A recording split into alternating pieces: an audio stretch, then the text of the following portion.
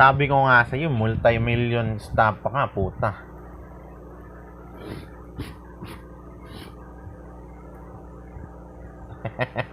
Ang yabang pa ng anak mo, ha. Yung mga anak-anakan mo, ang yabang din, no. Sabi sa inyo, Ako, nagsisimula ako from scratch, kahit zero capital, ha. Alam mo bang, yung mukhang yan, nagtanim ng 50 kape, at pagdating ng 20, ilang taon? 10 years, magkakaroon na ako ng resource ng kape ko. Without help. Ikaw yung magbi-business na kailangan ng kapital, ako, hindi.